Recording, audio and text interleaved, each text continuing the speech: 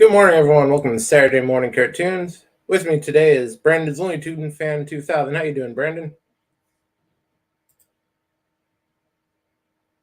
I think Brandon might have... Just fine. Yep. And we have Captain Fandom Nerd in the chat. Good morning, Captain. Welcome to the show. Our featured cartoon for today is Phantom 2040. This is from the 1993-1994 time frame. And I'll be using a new source today, Pluto TV, so not sure how this is going to work out. But let's get straight to it.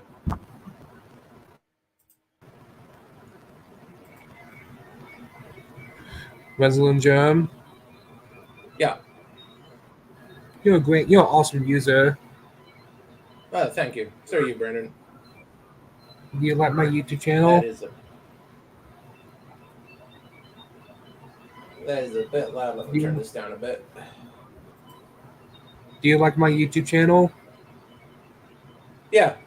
You got a lot of the older stuff that unfortunately Warner Brothers decided to take down.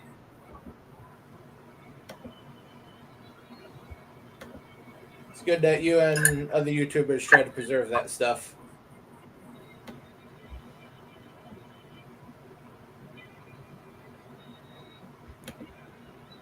I do have 1487 now.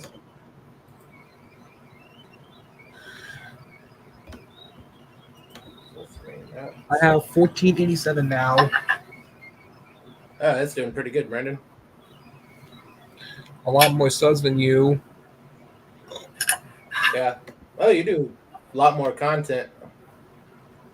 I'm lucky if I get one stream a week done.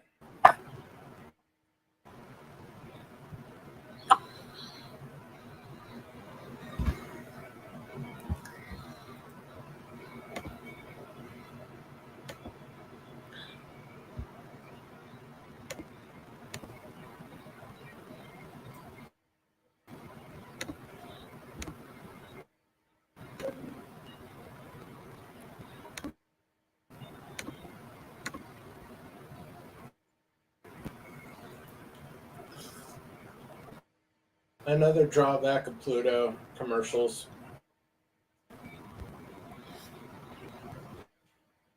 I don't do Pluto TV.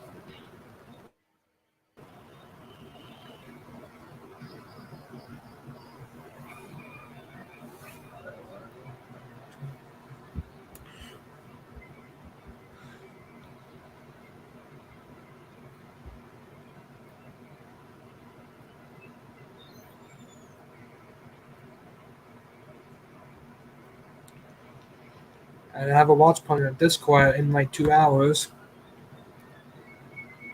That's good, Brandon. Yep.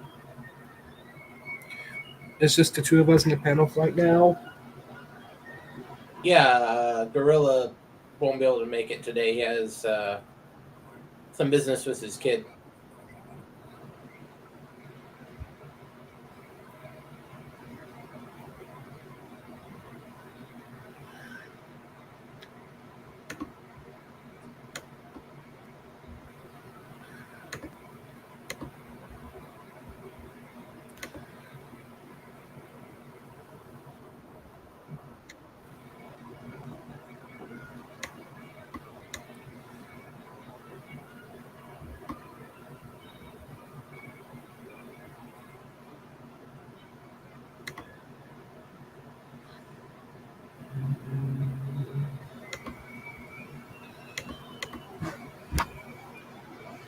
How long will this thing last? Not long. I believe 2 seasons. How long will this stream last? Only the first 4 episodes. So we should be done a little before 10 o'clock. It's 11 o'clock here. Okay, so 11, a little before 1 o'clock your time.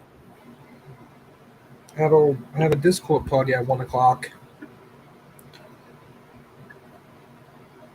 That's okay. If you need to bow out to get your stream ready, that's no problem.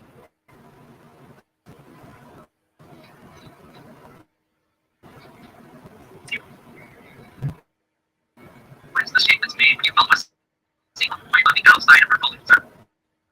Of a search, you follow the same point here, but let's see which one you get from your point B first. 3, 2, 1. So very clearly, the one that was on the side point on their path. That's the function. Yeah.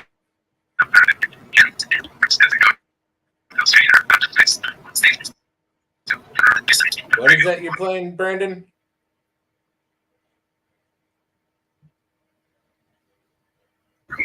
That's Discord.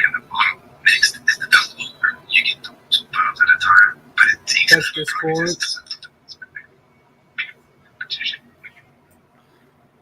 Okay, as long as it's not anything copyrighted.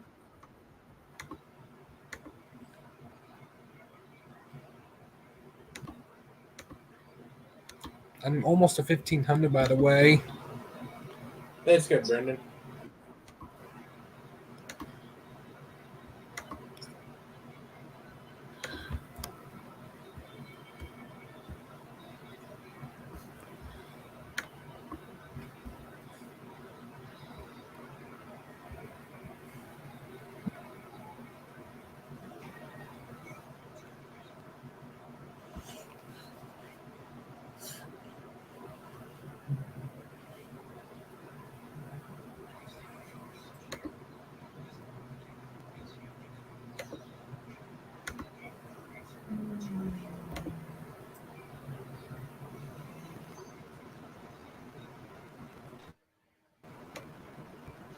They should never say that in a television show.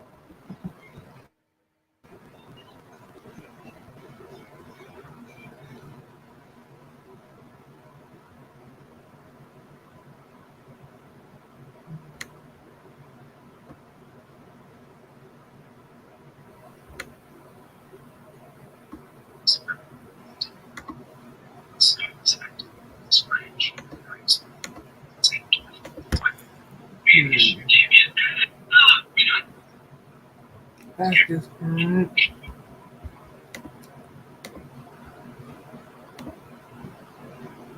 What's your favorite Looney Tune character, Leslie and Jerome? What is that? Your favorite Looney Tune character? That's Daffy. Okay.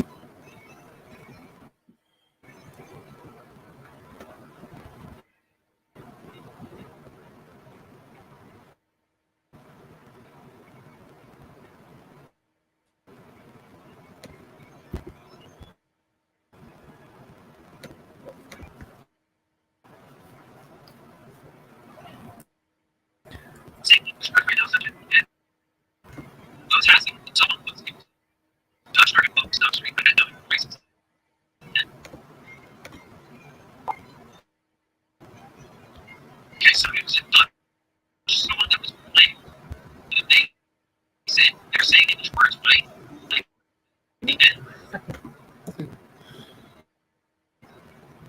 I'm trying so hard to be your side right here. They're saying English words right now, such as the N word. I was asking if the song was, it was Dutch during both, so scream the N note, racist. Okay, so it was in Dutch. Someone that was playing. No, I was trying to speak English.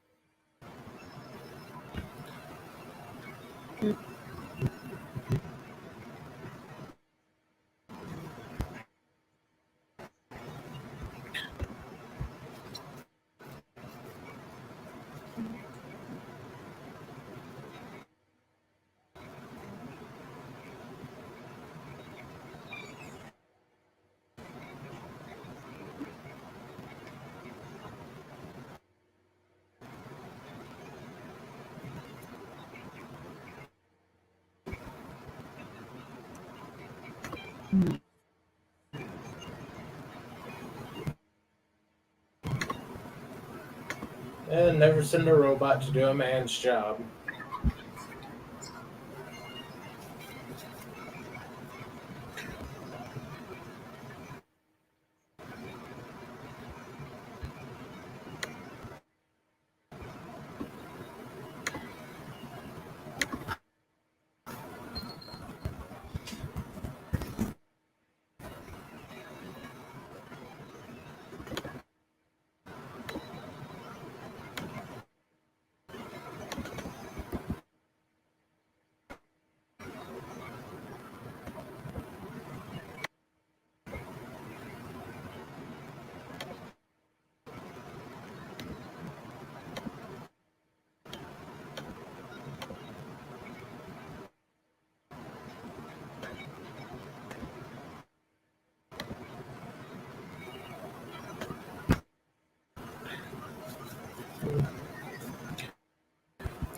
Will other people show up to the panel?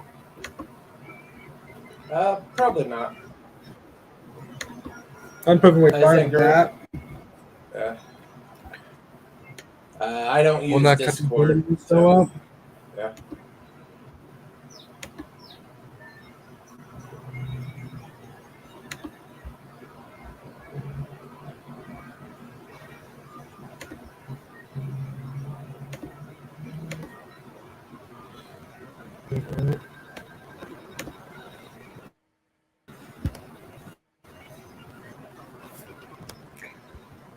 At least he knew where the safe was.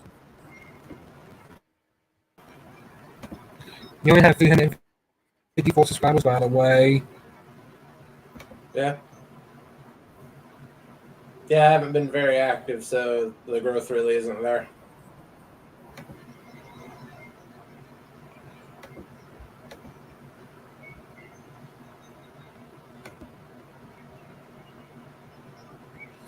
Yep.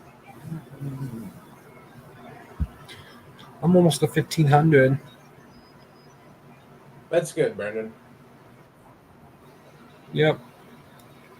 You did subscribe to my channel? Yeah, I already subscribed to your channel.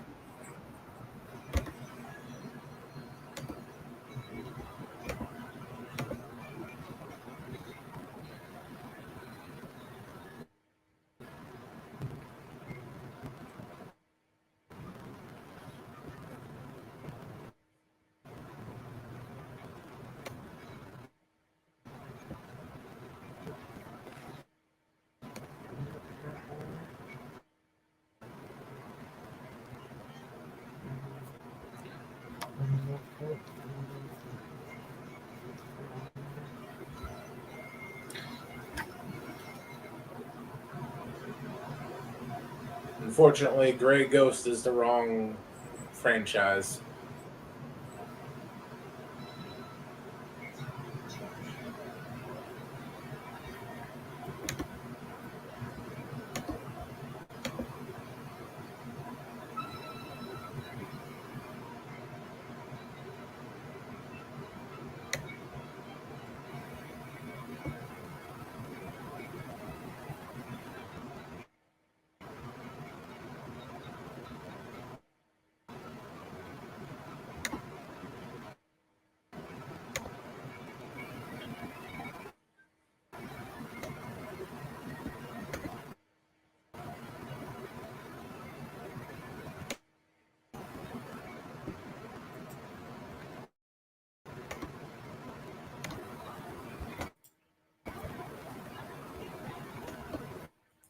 It's a pyromaniac cat.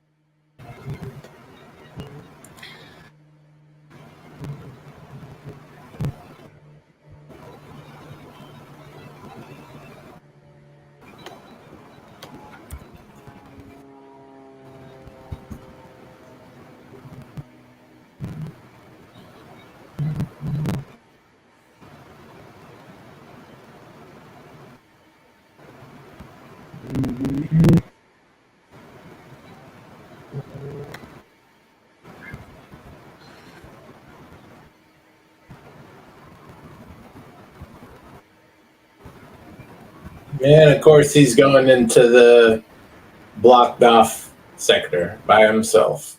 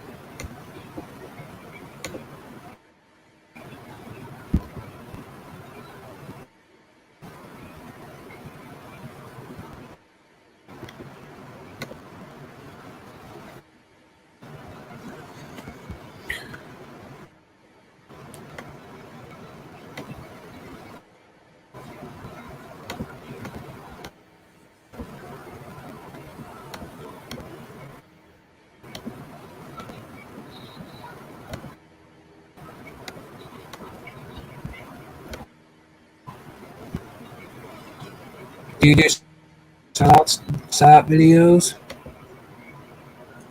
No, not really. I don't do recorded stuff too often. I gave you a couple setup videos. Thanks for that, Brendan. You're welcome.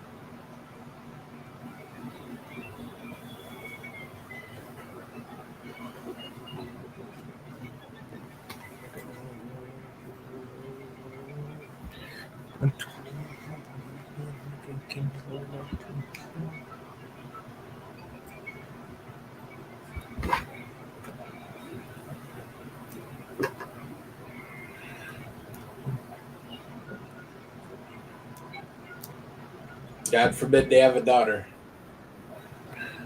Yep.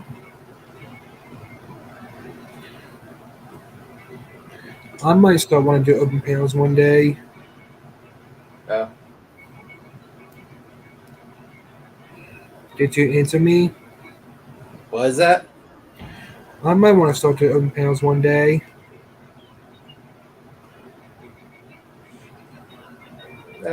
Anything's possible.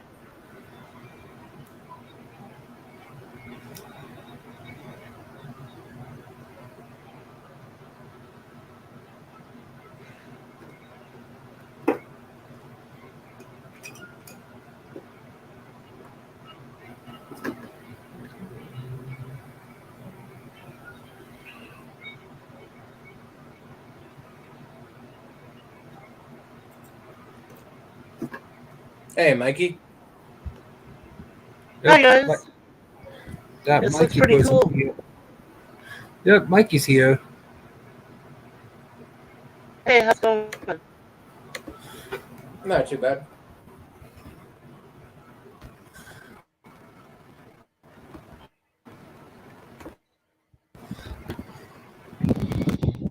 So, when did this come out?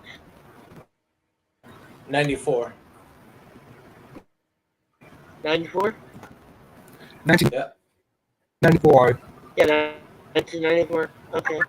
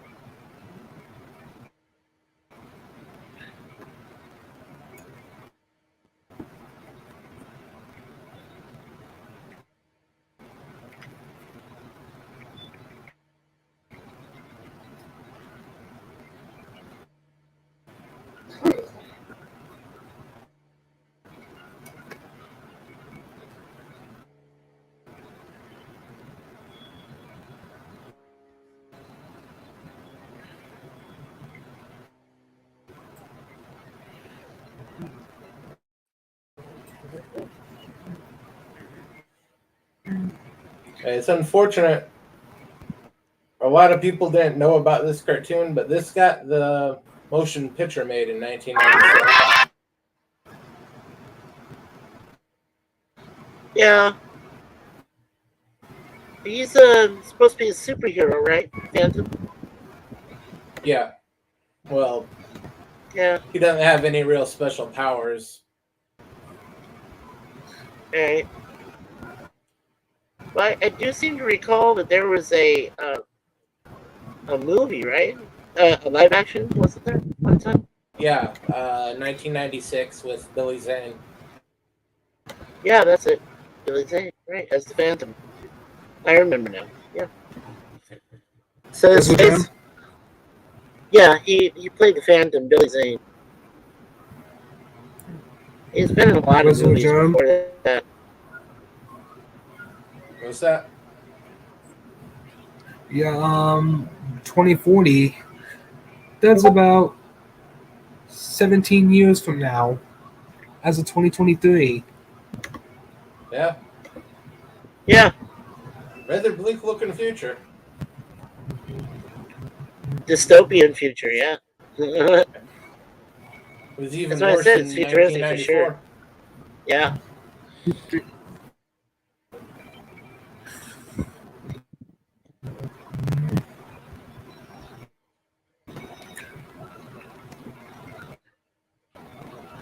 Yeah, and when I saw the ring that he found, I recalled that in the Phantom movie that he wore the same kind of ring. Yeah.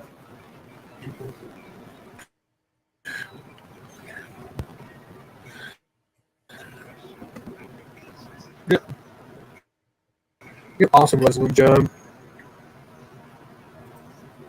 Okay, that's the end of episode 1. Let's see if. Okay, they do have a feature for that. You're a great user, Leslie Germ. Thanks, Brendan. You're Ah, welcome. Okay. Brandon, Episode 2. Looney Tunes fan 2000. That's good to meet you, man. Yep. I have It- almost 1,500, by the way. Ah, did we meet previously, Brandon? I think so. Yeah, I have probably a previous stream. Yeah. 1488 now. Oh wow. I'm almost And 1,500. that's yeah, cool. That's your name on YouTube. I'll look for it. Brandon Looney Tunes fan 2000. Okay. I'll Yep. subscribe to you. Yeah. Okay.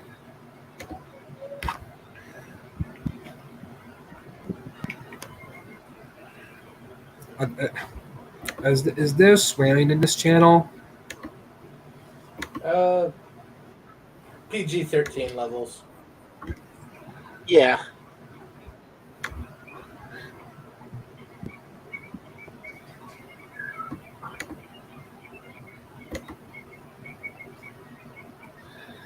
Let's see if I can find it here.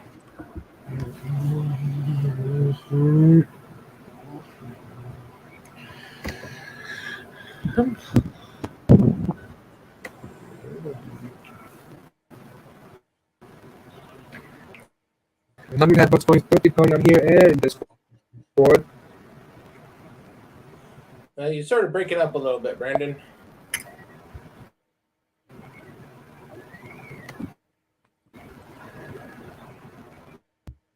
And I'm having what's going 30 point on Discord and StreamYard. Yeah, it's causing your microphone to crackle a little bit. Oh yeah, Brandon, I got you subscribed already. Yeah, you have 1.48 thousand K subscribers. Almost 1,500. Yeah. Cool. Yeah, I got you subscribed. I did recognize it. I subscribed to your channel. So yeah, you're on here. Yeah. Yeah, I got you subscribed to my channel. Yeah. I reached 1,000 subscribers earlier this year. Yeah, that's awesome.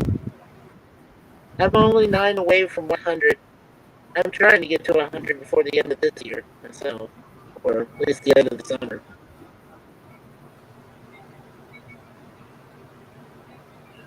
I'm having Bugs Bunny's birthday party here.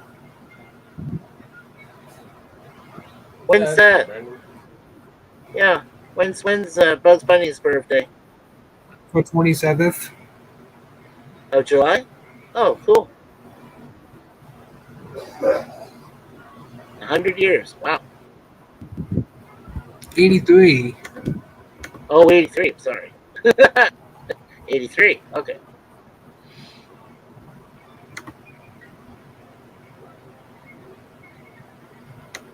So he started in 1943. Okay. Yes. Or 1940. Sorry, 1940. 83 years, yeah. 1940. Right. Bathroom door needs to be open. Here. Want a drink? Come here.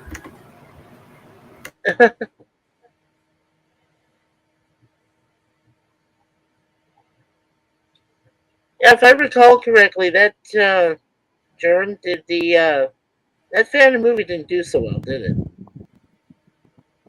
Complete bomb. Yeah, that's what I thought. This is too bad. It is pretty good for what it is. Oh, I like the concept. Yeah. And he had a cool outfit. Man, the problem was no one really knew what the Phantom was. This was the first thing in, I think it's almost 5 or 6 years before the movie came out. Yeah. Phantom was part of Defenders of the Earth in the mid 80s, but again, that was never what you'd call a big hit. Yeah. But was Phantom, was he Marvel or was he DC? Neither. Neither. So he wasn't even Dark Horse then. That's the only other one I could have thought of, was he might have been a Dark Horse character, but I never saw him in those No, comics as well. I forget the company that owned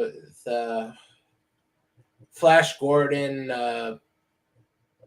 The same company that owns Flash Gordon originally. Oh, okay. Because Yeah, because there was Speaking. let's see. Yeah. Let's see.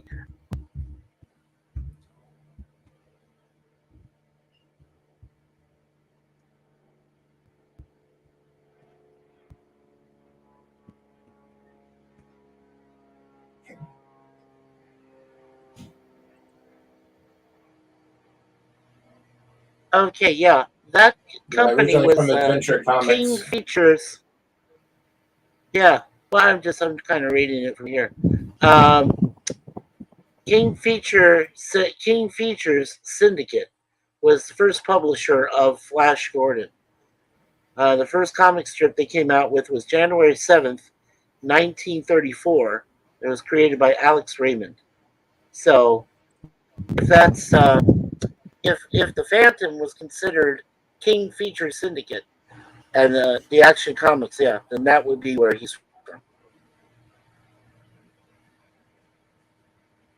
That's what they called it, was Action Comics. That's cool. But I can see why they didn't do so well. Yeah.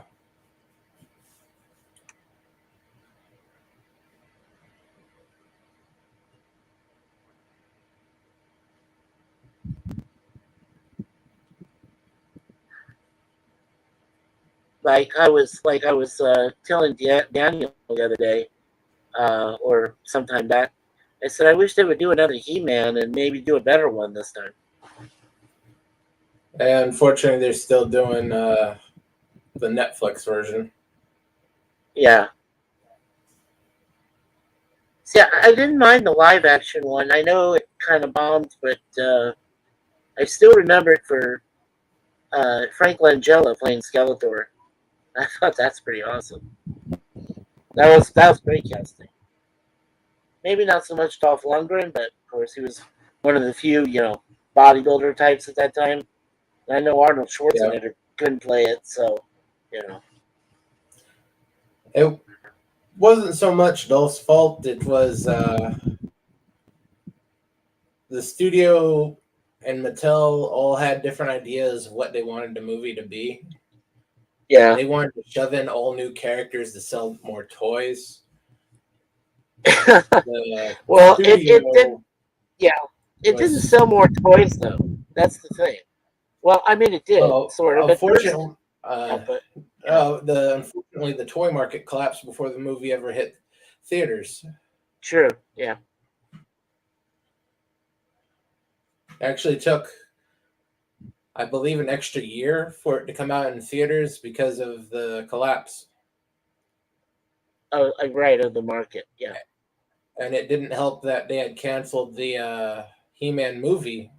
They had canceled the He-Man television show and didn't really tell anyone because it's still running in syndication behind new episodes of She-Ra. Right, of She-Ra. Yeah. Uh-huh. Yeah, there was a lot of litigation back then, and they didn't know. Yeah, they didn't know what they were doing. Yeah, is mismanaged from every angle. Oh, of course. Like I said, which is why when I first saw the film in theater, so I thought, yeah, that's pretty cool, live action, and I was used to. Oh, I think we just lost Brandon. Well, thanks for stopping by, Brandon. I know he has a Discord show to get ready for. Okay. Yeah, so as what I recalled from when I saw it in the theater the first time, or I think the only time, then I think it came out on HBO for later on cable for whatever reason. Because it seemed like it went straight to cable. That's what I recall. But when I saw it in the theater, I was like, I was so entranced only by Frank Langella's performance, because I thought, how in the hell do you get this guy under all that makeup? Oh, you're roboting again, so Mikey. Well. He plays such a great villain in that, and what's that? You're What's wrong, roboting, Mikey. I couldn't hear what you were saying.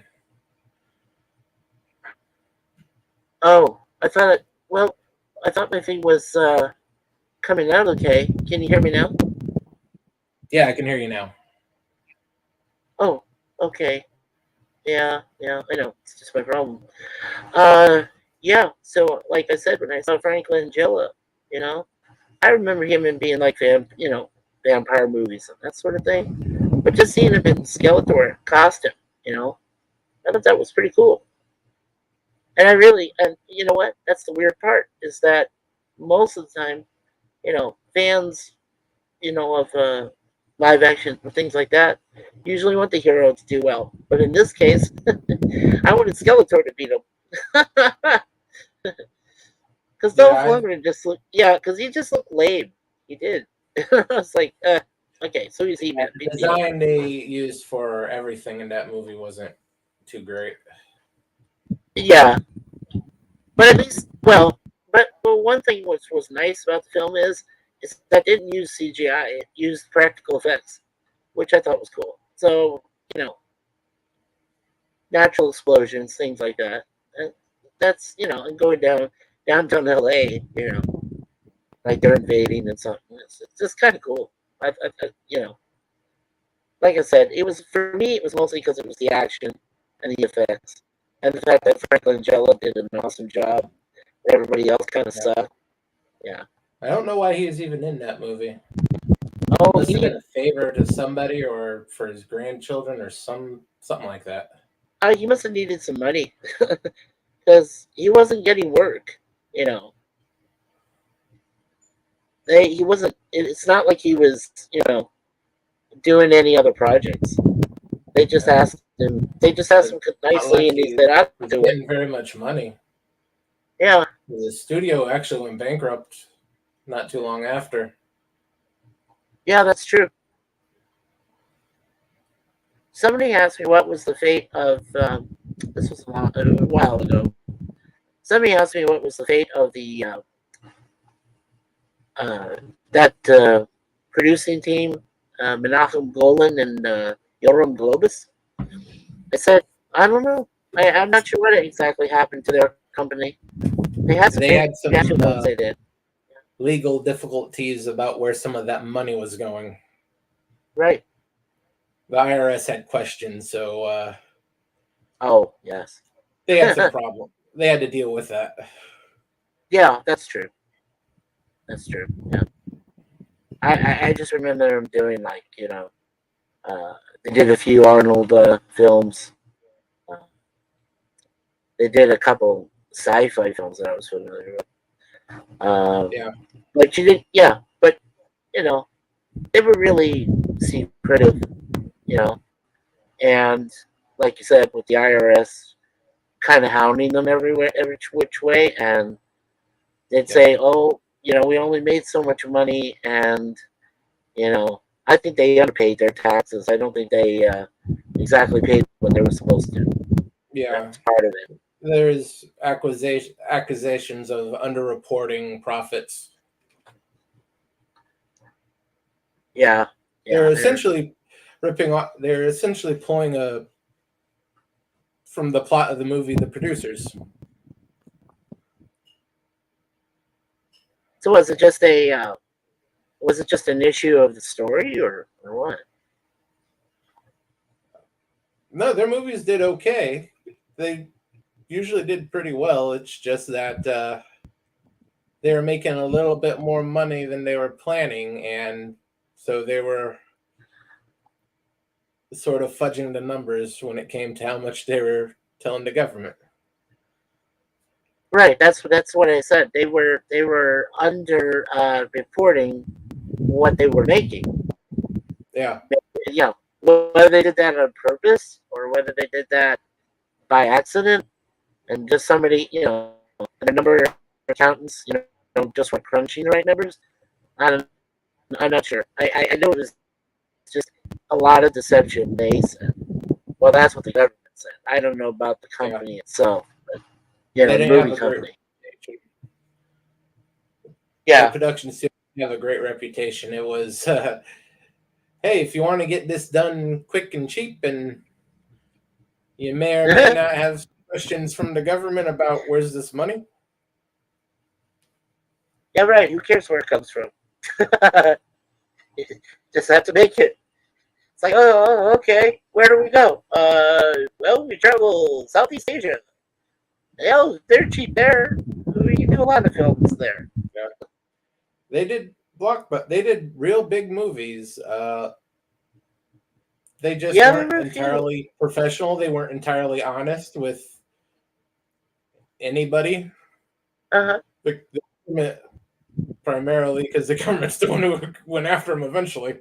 Oh, of I think they course. ended filing for bankruptcy Yeah, to avoid jail time. right. That's true. Um, I have a 3-pack that we own, Suzanne and I. Of you remember that Missing in Action series with Chuck Norris? Yeah, Yeah, we own all three of those. They're in a 3-pack. I remember going and Globus working with that person with Chuck Norris, and I was like, okay, that's cool because you know, but you could tell that some of the what do you want to say production, some of it seemed kind of shoddy, uh, and they went over to what was supposed to be like Vietnam, but I think it was just more Southeast Asia, another part of Southeast Asia, not exactly Vietnam. In a couple of those films, and it just looks like it was done, you know, like On I the said, cheap. shot it. Yeah, on the cheap, yeah. I mean, don't get me wrong. I love the action in those films. I do. I enjoy it. Uh, yeah, the action and practical effects and everything is like really cool. But and of course Chuck Norris is cool. It's after he did those films that's when he went on and did Walker Texas Ranger. So and of course he was one of the first to fight Bruce Lee before Bruce Lee died. So you know I think that says a lot about Yeah, the man. back when Bruce Lee was an actual martial artist. Right, when he took it seriously. All that stuff he did in the movies that wasn't martial arts. That was just show for the camera. Yeah. Well, it was a lot of ballet like movements. I mean, Yeah, if you watch him, uh, if you watch him in his favorite one, Enter the Dragon, or my favorite movie of his, Enter the Dragon, the way he's fighting and stuff, it's all just mostly ballet and choreographed fighting, and a lot of movements with just hands and feet, everything sped up, by the camera. Mostly just some yeah, camera effects. Yeah. Now, that's not to say that Bruce Lee wasn't a true fighter. He was. He could fight, but yeah. He wasn't the grand master people like to that they blow him up claim to him, be. right? That they claim him to be exactly. You know who I, who I really consider a true master, uh, and he was just recently in John Wick 4 was Donnie Yen. Donnie Yen is a true master, and you can tell he does his own stuff. And he is a real fighter. And he played blind man in it. And but all of his movements, you can tell, that he's a real good fighter, and then he does a lot of stuff. And you don't have to use camera movements on him because he moves as fast as he does. And I think there was a movie where the movie Hero, where Jet Li fought him. Now that was real. They had to choreograph it, but it was real. So I still think of that as one of the best fights I've ever seen. And then the ultimate best fight was the Forbidden Kingdom when Jet Li went up against Jackie Chan. And there were only three of them that choreographed that entire fight. Of course, one of them was the guy, Yulong Ping, who did the Matrix, fight scenes and stuff. So the three of them were the only three that worked on that entire fight scene in Forbidden Kingdom, which took about 15, 20 minutes. It's still the best fight I've ever seen. I thought it was so cool. And I've seen many, but there are only a few that can make the best. Uh, there's one more I liked too the most. Oh yeah, it was the third Mummy, which Jet Li fought against Michelle Yeoh. Now those are two true martial artists, and Michelle Yeoh is definitely one of the best female martial artists in all of Asia and stuff. When she fought Jet Li, that was all planned too. That fight was cool. Yeah, I love that.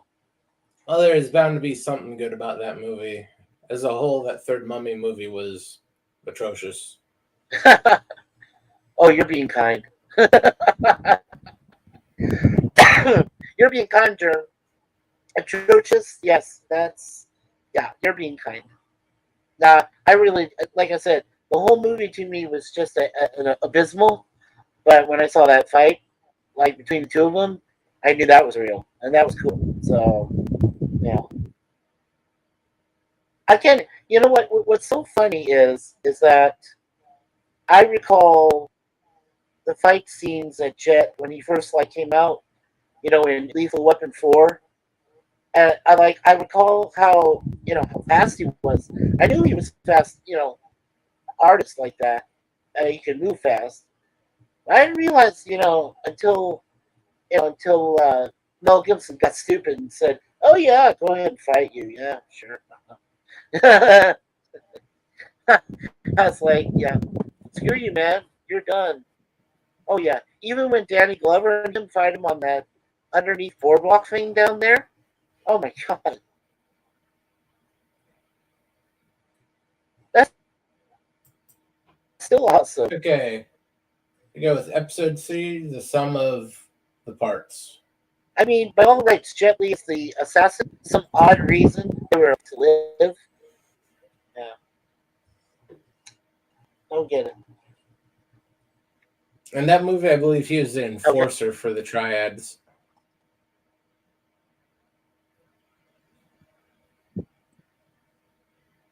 Enforcer. Yes, from Triads. Yeah,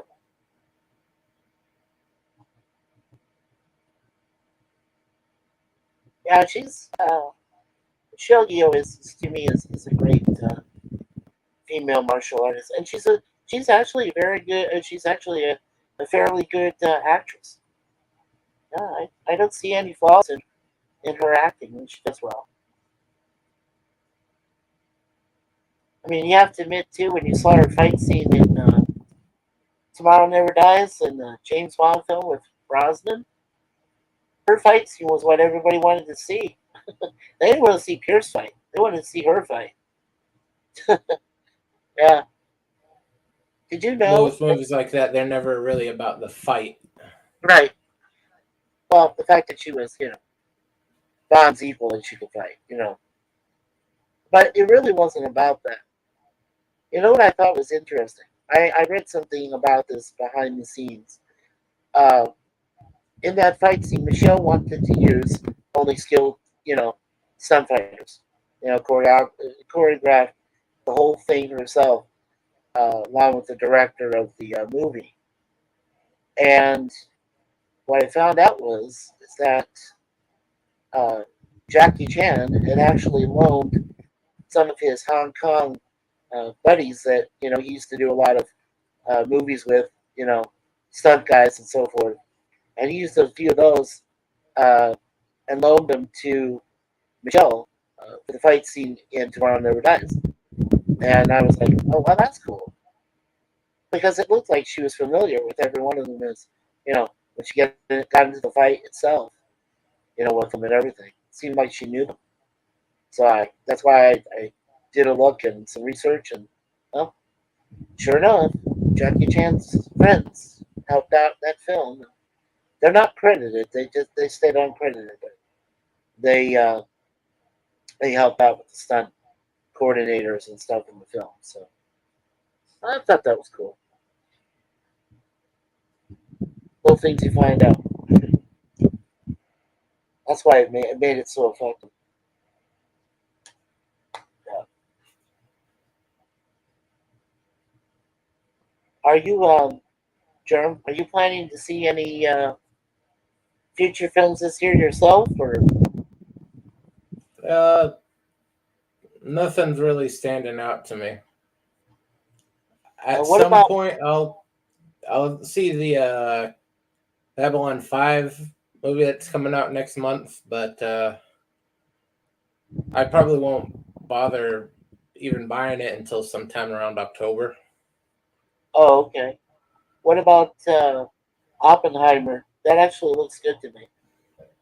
No, I know the story of Oppenheimer, and it's not really interesting. If Oh, you know too okay. many facts about certain historical events like that, the movie sort of loses its appeal. Right. Yeah, because I studied a lot about the atomic bomb and Manhattan Project, all of that stuff. We had to learn that stuff in history. So yeah, I did a lot of reading on that. Maybe they'll do a fresh take on it. You know, more about the man, less about the project and the stuff. Not maybe, but there's still not a lot to know. He was a rather boring Yeah, guy. yeah, he was. Yeah, he wasn't. Well, he was eccentric. I know that. A very eccentric scientist. He he kind of kept to himself, like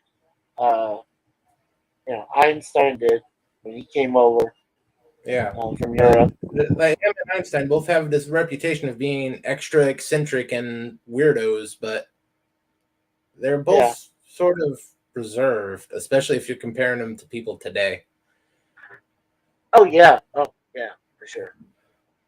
Well, if I remember correctly, Oppenheimer didn't even want to be a part of it, from what I understand. And then, and only then, did he see the necessity to use them for, whatever purpose, mostly to end the war.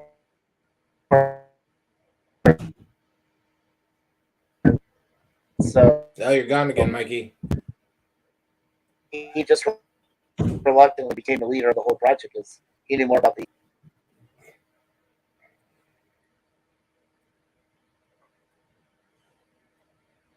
Sorry. Yeah. So it's Yeah, yeah. Well, that's all right. it looks interesting.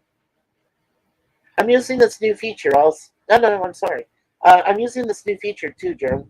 Have you seen it on StreamYard? It's here. I'll read it to you. It says on there when you do the audio, you can reduce your microphone background noise. Your microphone background noise. You can reduce it. I've noticed it helps me a little bit more. You see where Yeah, it's they there? have it there. Yeah. You can actually You're use checked both up. of You have those. you got both of those checked off. Yeah, I do. To eliminate my echo cancellation. Yeah. So I've got that and the other one checked off. The only one I don't have Yeah. checked off is microphone. The microphone automatic. Are you saying we should keep that as the same as automatic microphone adjustment? Yeah, those automatic adjustments are pretty good to have. Yeah. Okay. Now I can do that. It's not a problem. Just saying. Okay. So I've got echo cancellation. I've got my default microphone, my default speakers, and I've got that new reduced microphone background noise also Yeah. check marked. Yeah. Yeah. I got those three checked. So, yeah, it seems to help my micro. Like I said, it seems to help me a little bit better. I don't go out as often. Also, I have to keep my volume down a little bit. If I laugh too much or something, my microphone somehow just seems to like and does some weird thing. It's like a high amplification or something. Yeah. Yeah. Yeah. I think you have it optimized as well as you can. Uh, the only real thing holding you back now is the technology. Yeah, the bandwidth. Yeah. Yeah, I think we all figured that out. LDG did a whole big test, and I did a test with my wife on it. And yeah, it's the bandwidth. It's the issue that Wi-Fi, whether you try to get it adjusted to StreamYard or not, is pretty much irrelevant. Hey, there's Gorilla. It's got Hey, some weird Gorilla. cheese combos tonight. Ah, cool.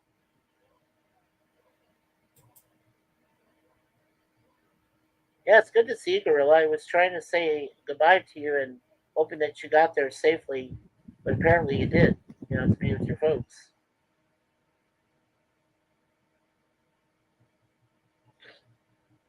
Yeah. So Yeah, of course, the hero is making nice with the cop. yeah. What's that? Oh, he said he found another cheese tonight. Yeah, Snicker Snicker cheese. cheese Snicker cheese. sounds disgusting. Yeah, chocolate cheese.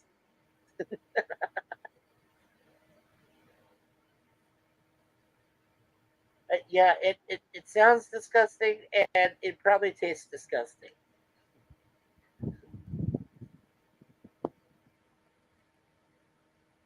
You know what? Maybe Gorilla, you could send us some really good homegrown blue cheese. Send that up to Canada, up here to us, to me and Suzanne. You know, put it in a little, freezer bag or something. I've never had some really good uh, grown blue cheese. Only like in salads, and even then, they never keep it consistent. Yeah. Well, you're not gonna Right? get any real around me. That's not something you'd find. I think it's more something back east. Oh yeah, it's definitely back east. What kind of food would you say is yours, like out there in Seattle or in that area? A lot of Asian stuff they have around here. They do salmon and apple.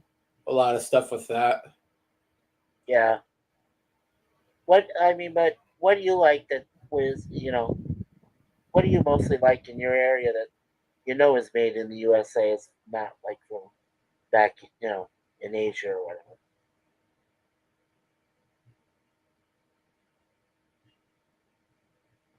Like out It's, here we yeah. Go ahead. yeah, mainly they stick to the stuff like salmon, apple. A lot of it's not a real big food area around here. Yeah, you do actually have great salmon. I've had some. I've had well, my brother who lives over in Nansen, Washington. Uh, he's had some of their wild salmon.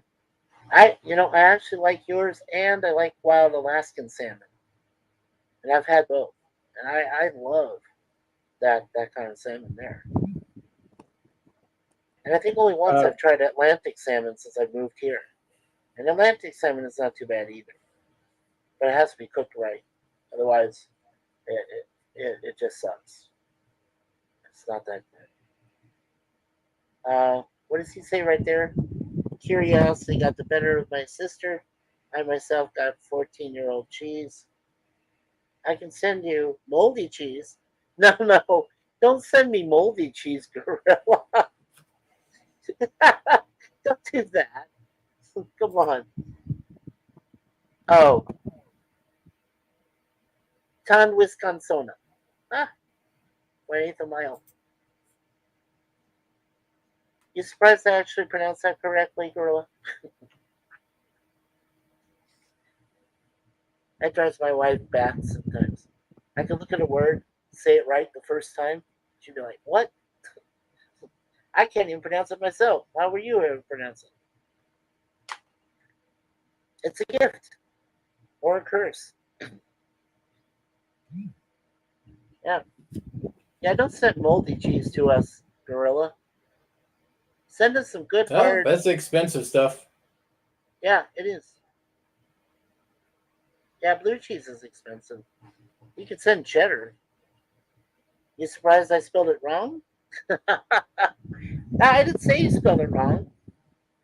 I pronounced what you spelled. So you must spell it right if I was able to pronounce it correctly. I told you I'm a freak show, man. I told you that before.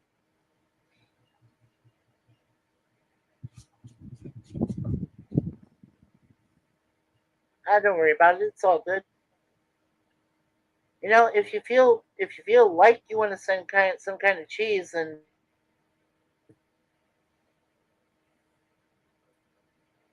send like cheddar. Some good Wisconsin cheddar. I've had Wisconsin, and one of my cousins used to be married to someone in Wisconsin, and they do have good cheese.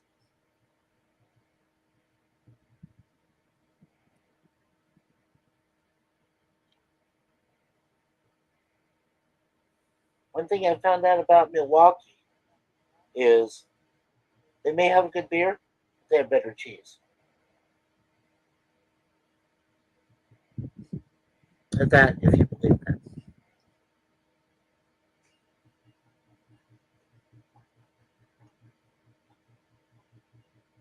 I also never met up with a. I only seen him in a zoo, a badger. I never met up with Wisconsin badgers in the flesh in the wild. I've only seen them in a behind a cage. Those things are vicious.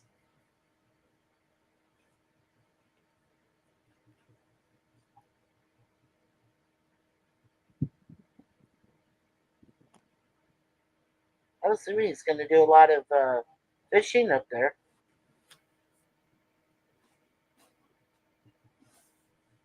I've seen some of his fishing shorts. Pretty cool. His bullet head fish he was talking about. Yeah, those are pretty cool. Yeah, but tell me, Gorilla, why do you have to throw some back? Is it because it's part of the law that you can only catch a certain amount, then you have to put the rest back?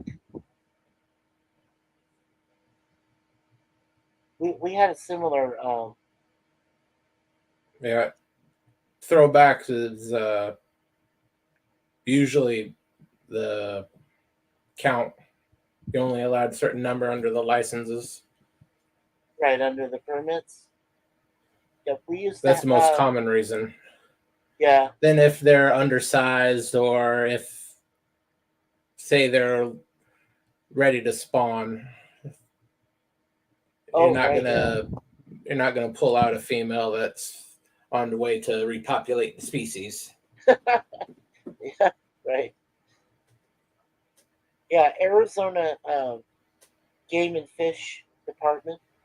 Uh, when he'd take us up there up north to go, well, not too far from where Pop lives now, but a little east of where, or a little bit east of where he lives. We go up to the lakes up there and stuff, and my dad would get a fishing permit.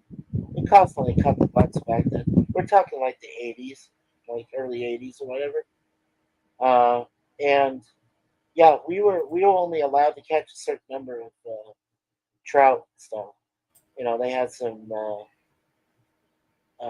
we never wanted to catch uh, the bottom feeders. That's what they call them, the fish that were bottom feeders, because they clean up algae and all that stuff down in the rivers and so forth. So we never caught those, but we normally would catch like a trout or you know bluefish, things like that in different lakes. And then, like I said, they only had a certain amount you were allowed to catch. I think it was like up to 10 if you did that much. We usually only managed about like, 4 at the most, I think, in one trip. Take and eat those there, clean them up and everything. We never left any, uh, trash leftovers or anything on the ground. Or anything like that.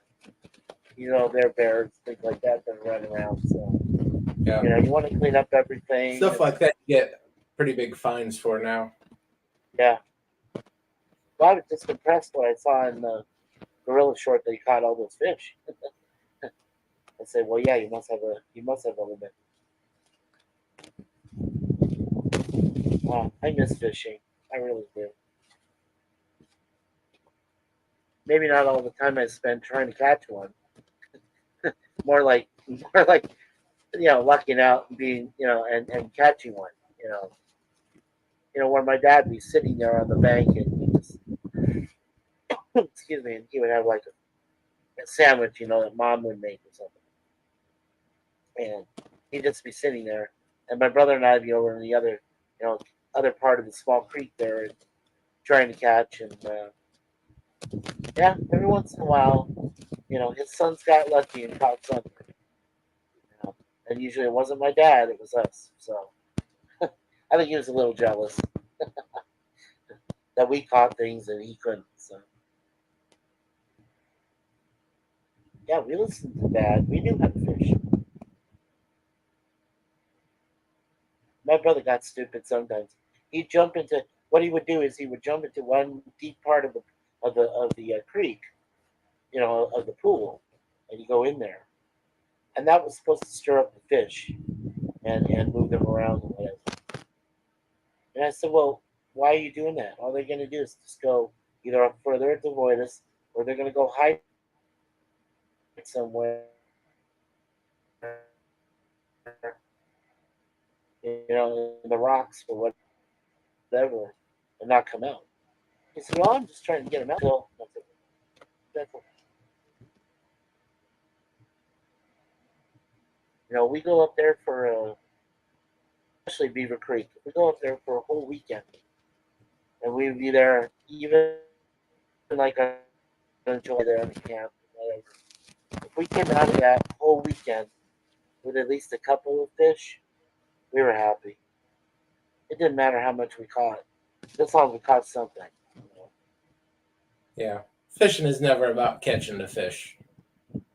No, it's about having the adventure. Being out there in a wonderful, isolated creek bed, not a soul in sight. No civilization, no intruders or anything. It's just you and the pole, and and you're out there on the creek and fishing, and there's nothing like it. It's like when you're out, like if you were, near the Pacific Ocean and you're on one of those, uh, boardwalks, but it's just you, in the early morning. One of my sisters lives out near Long Beach. It's called Seal Beach. They have a boardwalk out there where a whole bunch of people go out at like 3 o'clock in the morning. They're out there from like 3 a.m. till about almost 7, 8, 9 o'clock in the morning, just fishing. They got their permits and everything. They just go out there. They just go out there to fish, watch the sunrise, and the fog roll in. Oh yeah, it's definitely like it. Yeah, it's too bad. It's too bad we don't do that anymore. We're all too old to do it. My sister can't do it anymore. She used to go out there just for walks. By herself, though. But now she's got her son. So now she goes with her son if she can. Goes walking now. She said when she was by herself, there's nothing like it. Just so much fun.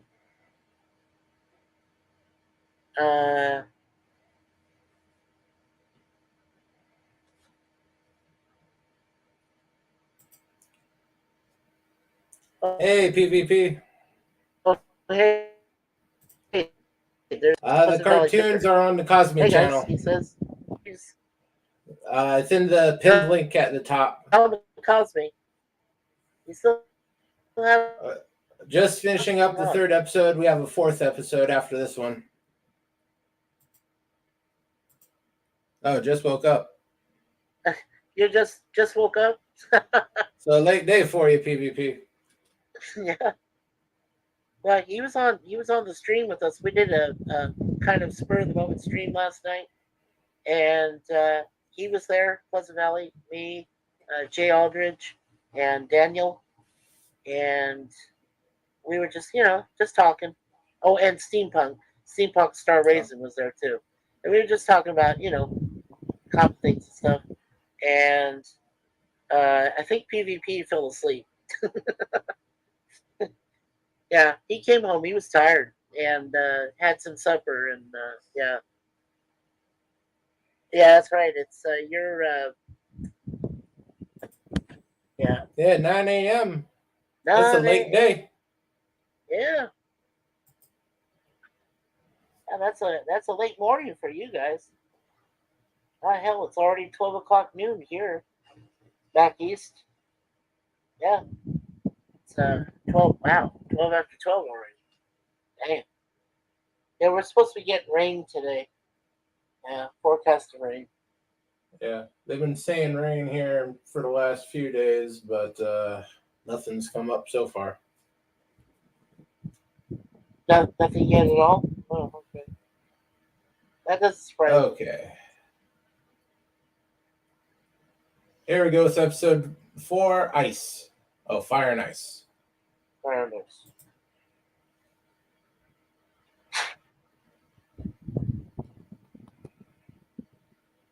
Oh, Jill has a Voyager stream in an hour or two. Oh, okay.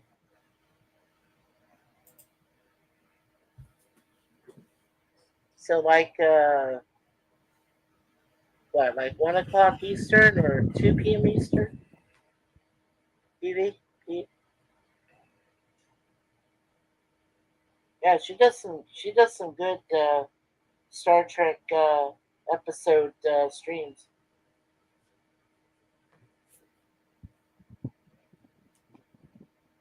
I can't wait for our stream on Sunday. I don't think I've ever seen the All Quiet on the Western Front remake on from '79. I don't think I've seen that. I'd have to Yeah, I don't look remember at it it again. myself. Yeah. I'm All I sure I've remember. seen it. I just don't remember it. Yeah. Well, that's the same. I think I have seen maybe bits and pieces of it, but not the whole thing. Oh yeah, she's on About Cosby. 1:30 your time. Oh yeah, okay, an hour from now. Oh cool. Yeah, maybe we'll both go over there after this one's done. Yeah, her family stuff, right? Well, she is a working mom.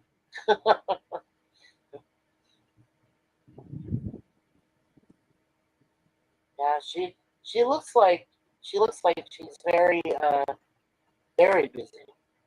You know, being a mom and everything. Well, it's kids' age. There's no time when you're not busy. Yeah, and she does look a little stressed. Or maybe you know, maybe I'm just being kind. Maybe Yeah. she's overly stressed. I don't know. I Well, don't know. that's basically comes with the job of having young children. Yeah, The stress, the stress ain't never gonna go away. It lessens when they're older and out of the house and gone, but it never really gonna go away. yeah. Well, my sister, like I said, the one that lives in Long Beach or Seal Beach, uh, up until 4 years ago, she always thought that she wouldn't have a child of her own, but through a miracle of God, or however it happened, uh, they finally were able to have a child. And what's kind of even weirder is that her husband Stephen is at least I want to say at least 12 years older than my sister is, and you know he wasn't sure himself that medically that he was virile enough to that to have them, but like I said, it was a blessed miracle, and they had my youngest nephew Dylan. He's gonna turn 4. He's getting ready to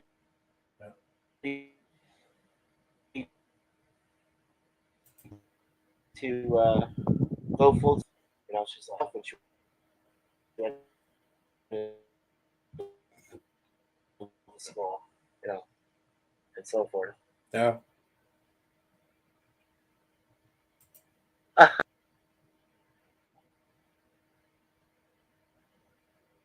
Her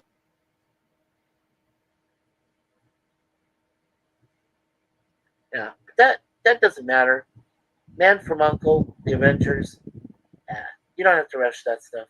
You could be late for that. It's still gonna be there. It's still gonna be cool. Better than anything that's on TV today. For God's sake. I mean, jeez. Yeah. Oh yeah. Yeah. That's what she told me before PvP. She did show up, and you guys had fun. Yeah, those were great series back then. Yeah, it's all good. Like I said, for my money, when it came to the Avengers, it was all the way Diana Rigg and Appeal. Yeah, all the way. But but most people didn't know that for one, I think it was 1 or 2 seasons, Joanna Lumley actually was there from Ab Fab, and she looked different, and I was like, yeah, that's not Emma Peel. Diana Riggs Emma Peel. Yeah, I don't mind waiting for friends. Yeah, yes, Mickey Diana Rigg. Yes. Oh God, I was so hot for Diana Rigg back then. Oh, you don't even know PvP. You can't understand. Well, maybe you can because you're older than me slightly, but you know Patrick McNee. He was such a proper gentleman.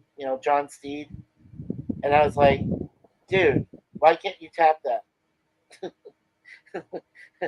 Yeah, yeah. I mean, I know he was proper and all that. I understood, but come on. Every once in a while, don't you feel like, hello, Miss Peel, would you like to go back in the parlor for a little bit, have some, have some nookie or something? Seriously. Oh yeah, yeah. Emma rules, and Jill loves Emma. Yeah, yeah. I hope you guys didn't see that atrocity that was the Avengers live action movie with Sir Sean Connery in it, and he was the only good. He was the only good character in that film, which isn't saying much. He played the weather guy, the weather villain, or whatever his name was, DeWinter, something like that.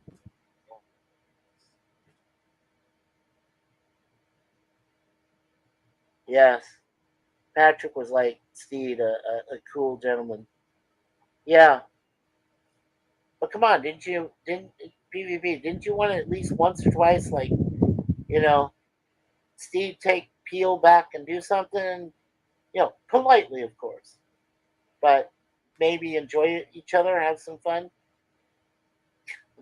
They were they, they all seemed too serious at the time.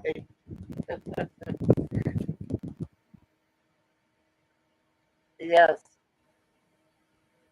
yeah, there was always a unusual, right?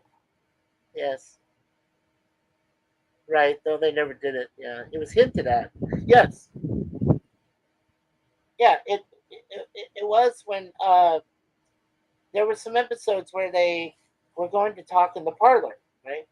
They're just gonna have tea and crumpets or something, and you were like, okay, yeah. They went back there, and then that was end scene. Then they went to the next thing. Yeah, maybe they did, but not explicit. Oh no, no, no. British, even the Brits uh, back then had uh, you know morals, moral ethic code. Yeah, they would hint at it, but they wouldn't. They wouldn't show them actually go and you know bone each other and their foreplay and stuff. That was for more of their later porn stuff. Brits have a modicum of porn which is actually better than United States standards. Believe it or not. Yeah, that was the charm of 60s TV. Yes, yes it was. Like how did like when you had Get Smart? Okay, so that 99 and 86 did it eventually, and then they had a children, but you never saw them actually go into into Maxwell Smart's bedroom and do it, or you saw him on the couch or anything. Same thing for Bewitched, I Dream of Jeannie, all those. Yeah, well, when TV shows get characters together, it can ruin it. Yeah, well, eventually its series do suffer. Yeah, It's true.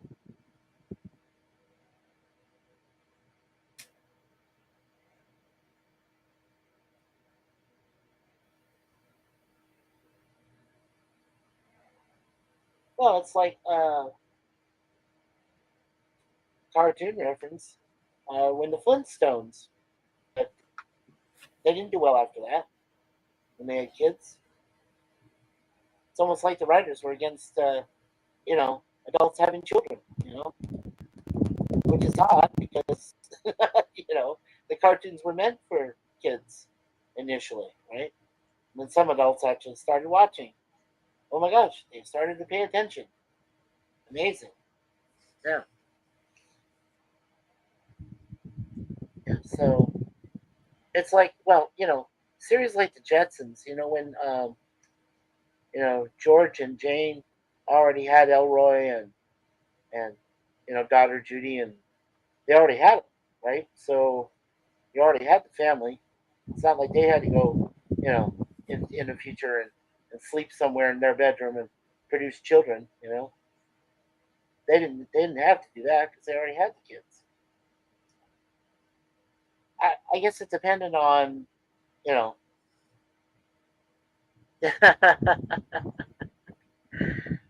PvP said he was never a fan of the Pebbles and Bam Bam dynamic, Germ. I don't Well, think a they lot of had people. several different dynamics, so Yeah. it's hard to nail it down.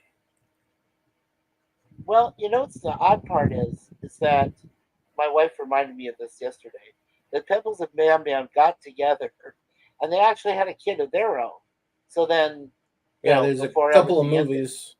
yeah, They have yeah, the Pebbles and Bam Bam show, which was basically them in high school.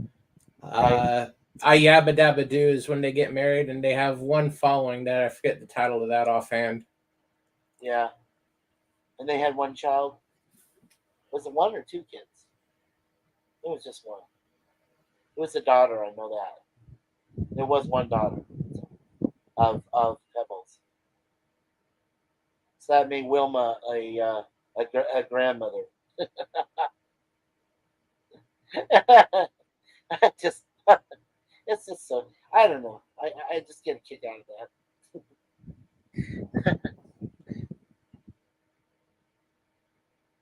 that. That was like in Bewitched. It's like and Dora finding out she has a granddaughter, and the granddaughter is a witch. Woo! They can do different things like mom can.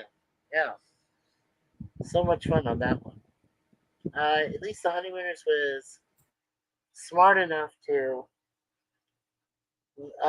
leave out kids, right? The Flintstones is basically a copy of that show. Yeah, that's true. The plot, anyway. Similar, but Flintstones grew out of what it was to something much, much more. Yeah, Unfortunately, Honeymooners never really grew beyond its own little thing. yeah. Well, that was the choice of Jackie Gleason. He didn't want it to expand more than what they already, you know. He was one of those that said, if you have something that's working, if it's not broken, don't fix it. That's exactly. He was of that kind of philosophy. So he thought, oh, if it's still working, yeah, don't change it. Yeah. He just kept the same mentality. There was somebody else that did that too. I think it was Carol O'Connor for even when he went off on his own spin-off for All in the Family, Archie's Place. Even when he did that, he still kept the same kind of formula. Didn't want to change it because he knew he was the boss. He could run the whole thing. So yeah, yeah. There's been a few series like that. They won't change. Yeah. Like I said, when it came here to Phantom 2040, I was surprised that they actually did have a live action The Phantom. They only did one, right? Germ. They didn't do a sequel, did they? No, there wasn't a sequel. Right. Okay. It only made about $23 million off of a budget of 45. So any sequel completely tanked. Yeah, right. I do remember the Phantom came out. What was it? No, it wasn't DVD. It was it still uh, VHS? Like after the movie didn't do well, I think it was VHS. Yeah,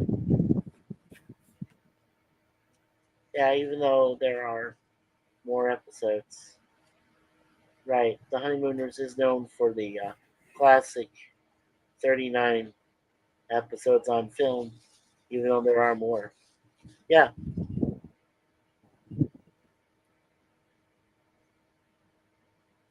yeah. There's a lot of them that way.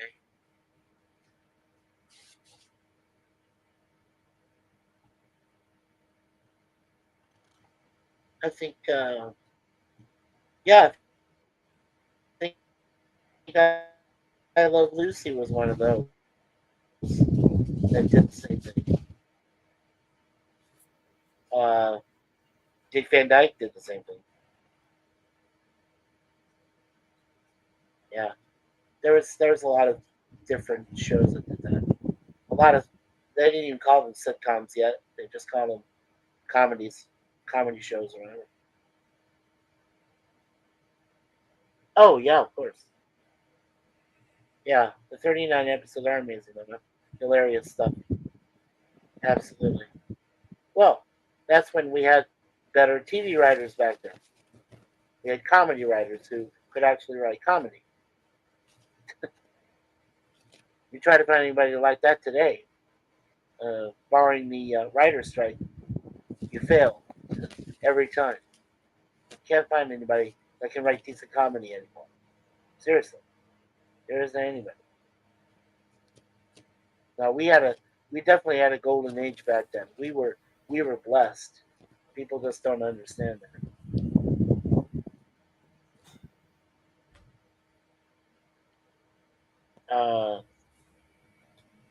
Yeah, that saddens me now. Right, there are no good comedies. Yeah, that's what I said. Yeah. Adam Sandler sort of killed comedy.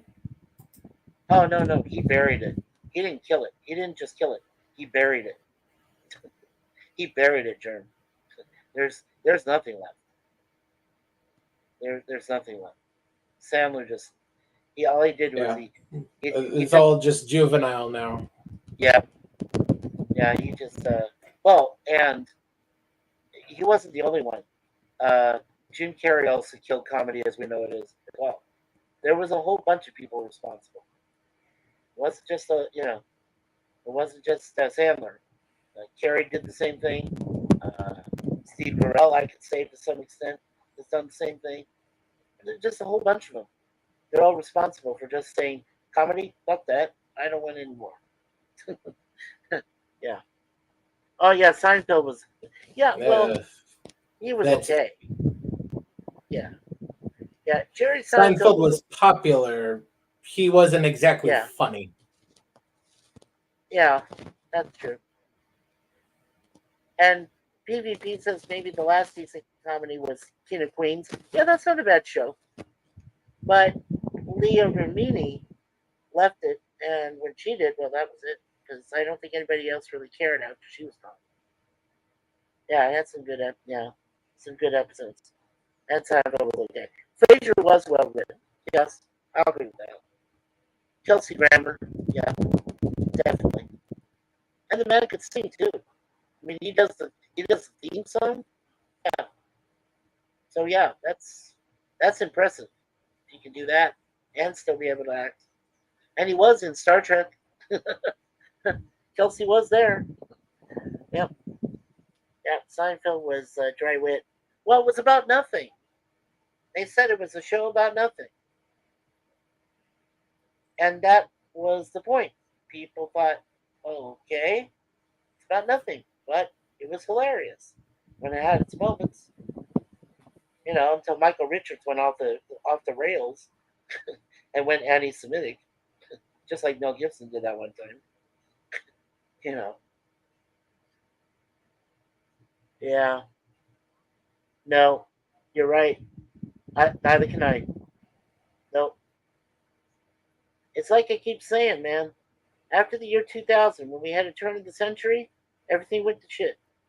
I mean, everything. Creativity died, music died, comedy died. Just there was nothing save. There was nothing worth saving. It was, it got terrible, even worse. Got crappy people like we were talking about last night, Akiva Goldsman. You got people like that just don't get it. They have no concept of what a show is about or how to write things. Nobody does. Yeah, I mean,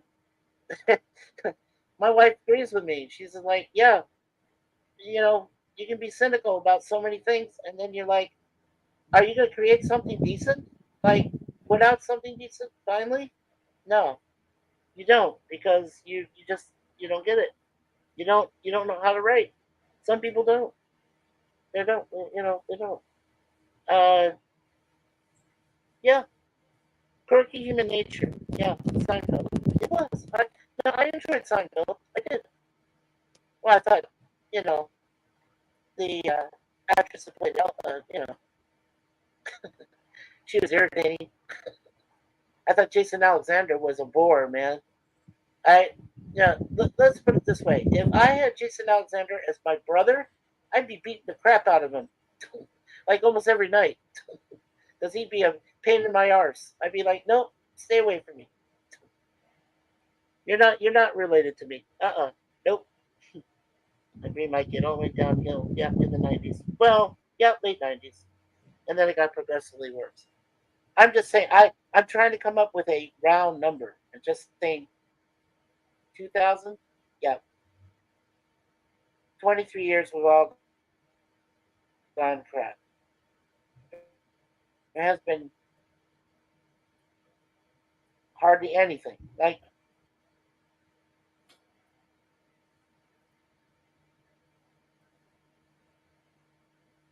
I miss a lot of great shows. We had, like Jeremy showing some good, cartoon series. We had some decent cartoon series back then. Hell, they were better than live stuff. If you can believe that, you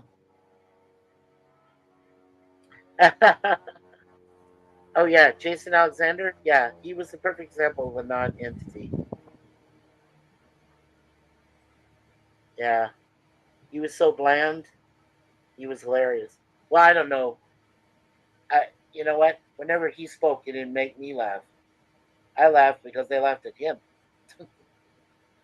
That's the only time I ever laughed in the Seinfeld episode when he made fun of him. Then I laughed, not at him, not what he said.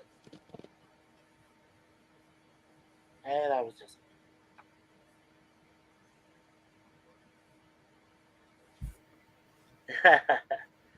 yeah,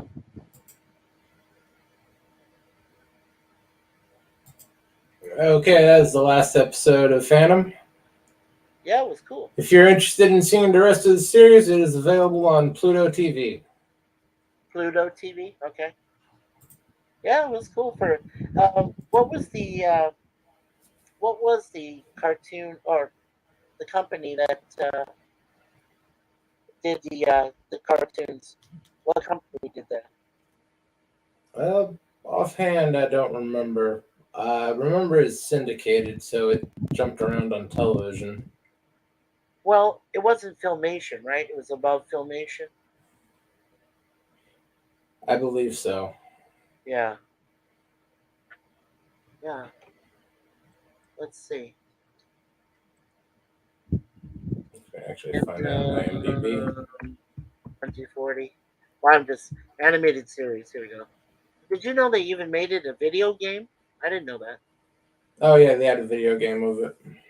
Yeah, I don't think yeah, it's directly tied to the series at all. It's just the right. It says here that Phantom 2040 was an animated series that was loosely based on the comic strip superhero The Phantom, which was created by Lee Falk. yeah. There was a total of 35 episodes. It was released back in September. Yeah, before my birthday, 4 days before, 1994. That's why I recognized it. Scott Valentine was the lead voice actor on it. J.D. Hall, a couple other people. Yeah, On IMDb, it got a 7.2 out of 10. That's not bad. Yeah, it's a pretty good series. Yeah, it was syndicated. Right. It was just the original network I was looking for, and it said it was syndicated. The theme music was composed by two composers, Larry Brown and Steve Sexton. And it had Margot Kidder in there as a voice. Well, that's cool. Yeah, I think I recognized Margot Kidder's voice in one of those episodes. So yeah, Margot Kidder. That's cool. Yeah, that's ironic. She, doing the Superman movies as Lois Lane, and then she's doing a voiceover for the Phantom for 2040. Yeah, that's cool. I like when they can do, they go back to doing voice stuff. After doing live action. Oh, PvP says he remembers Phantom comics in the 60s. Yeah, and they had uh, when they did the Phantom movie in '96 with Billy Zane, they actually took his outfit from the comics, big purple outfit. Yeah, Yeah, that and the skull is the character signature. right. Well, didn't they had a similar? Didn't they have a similar skull uniform for the Punisher? That one that Thomas It's Jane did. it's an adaptation of Phantom Oh, Skull. It is. Phantom Okay. Skull more basic, more realistic. The Punisher skull more elongated. Right, but they were two separate superheroes entirely, though. Yeah, two separate superheroes, two separate companies created them. Yeah, but isn't that ironic? You have a guy named Thomas Jane who plays Punisher, and in Phantom you had Billy Zane. You notice how that rhymes? That's really weird. It's okay. PvP. It's nothing groundbreaking, but it was a fun little movie.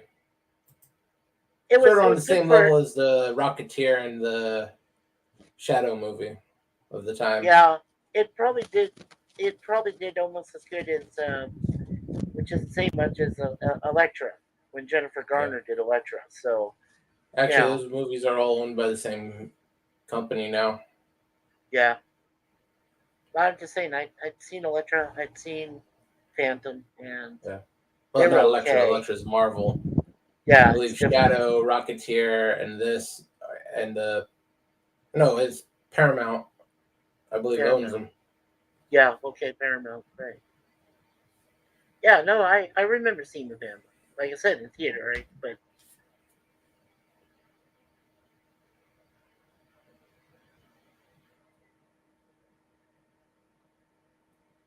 it didn't do so well. I know that. Yeah, none of those. I don't know about Paramount's was made by Universal.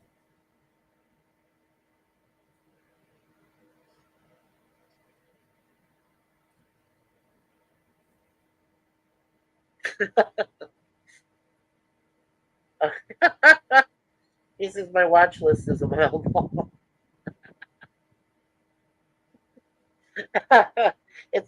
it's probably as long as mine and Suzanne's. We combined our two lists of movies we still haven't that we're still trying to get a hold of, and it's very long. There's a lot of movies we don't. Very good stuff. Even some odd like B movie stuff, which is actually pretty good. Like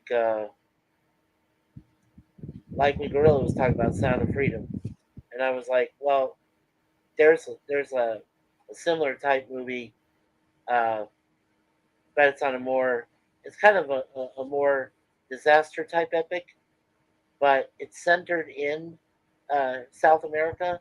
It's called Aftershock, and it tells the story. It's loosely based on an earthquake, which happened a long time ago. I think it was over in Valparaiso, Chile.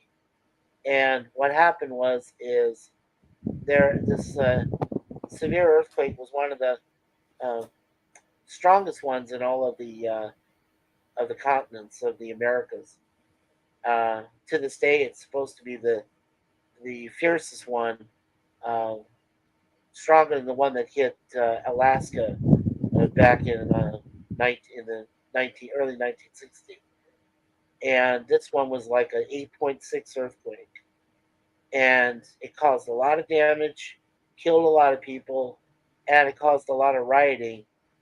Uh, and a lot of people died more from the rioting and looting than they did from the earthquake.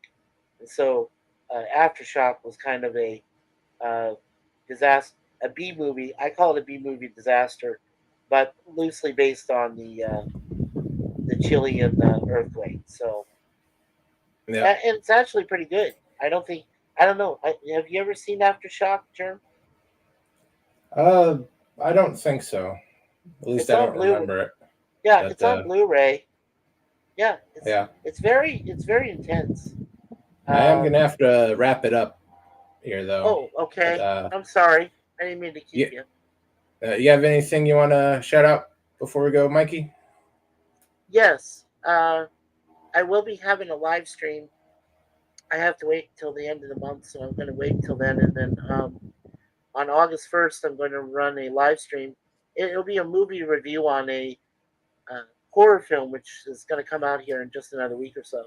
It's called Talk to Me, and it has to do something with a an asylum patient. When this patient died, they left an arm behind, or an arm and hand, and these kids are messing with it. It's common teenagers. They want to mess with the unknown and the supernatural, and they get addicted to this hand and arm, and next thing you know, it's all hell breaks loose.